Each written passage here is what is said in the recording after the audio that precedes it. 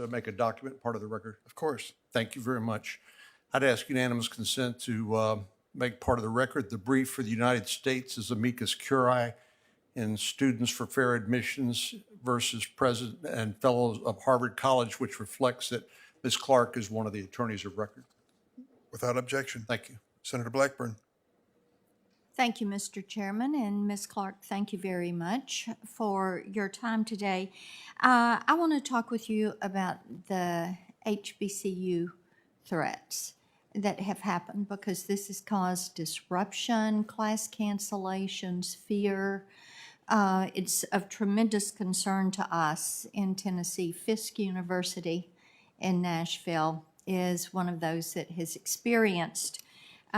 unfortunately experienced these threats. So has FBI or DOJ made any arrest in these cases, these threats? Are you closer to knowing who the perpetrator is? Is there any action specific toward Fisk?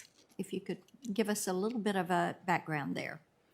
Thank you, Senator Blackburn. These investigations are being handled by the FBI's Counterterrorism Unit. I can't speak for that unit and where they are in the investigation, but I do know that they have activated more than half of the field offices across the country to look into and to investigate this matter. So this is not coming through your department? Not through the Civil Rights Division, Senator. Okay. So then the Congregation Beth Israel attack that took place, and I know that we are going to have the rabbi with us in the next panel.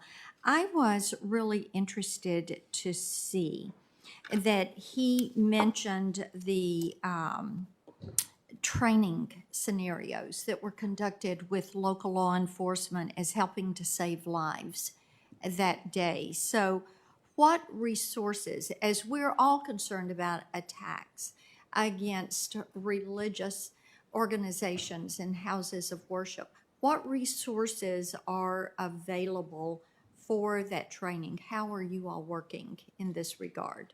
Thank you, Senator. So a few things. The FBI is supporting some of these active shooter trainings for our houses of worship across the country. We're also engaged in public outreach and public education to facilitate our efforts to stand up to hate. And we're doing a lot to safeguard our houses of worship. We recently prosecuted a defendant in February, just last month, who carried out arsons at 4 churches in the Nashville area in your state, Senator, targeting 2 Baptist churches, 1 Catholic church, 1 Methodist church.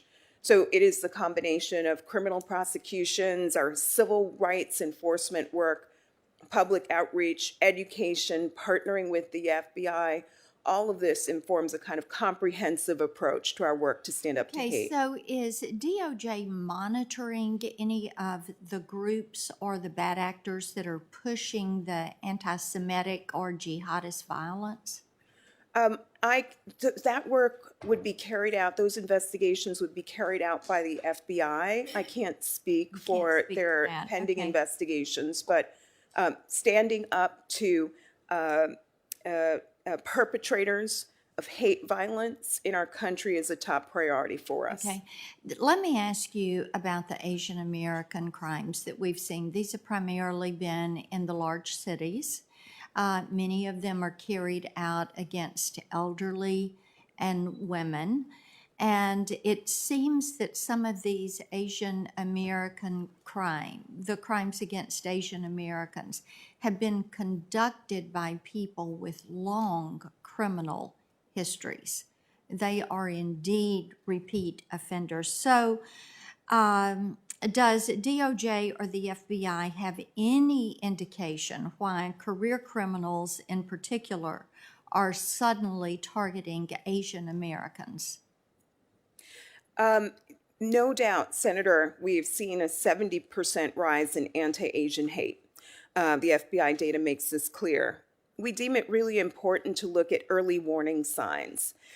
Really critical to not ignore hate incidents, because that may provide an opportunity to get ahead of a matter before it escalates to a violent hate crime. Outreach, education are also tools that we're using to confront this But threat. there's no active program looking at why many of these offenders have long criminal records and they are out on the streets and they're carrying out these crimes.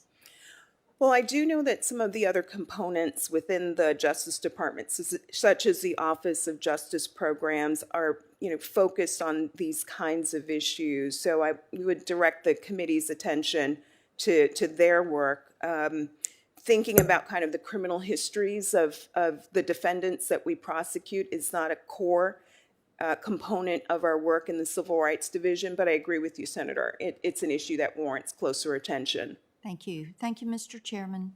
Senator Hirono. Thank you, Senator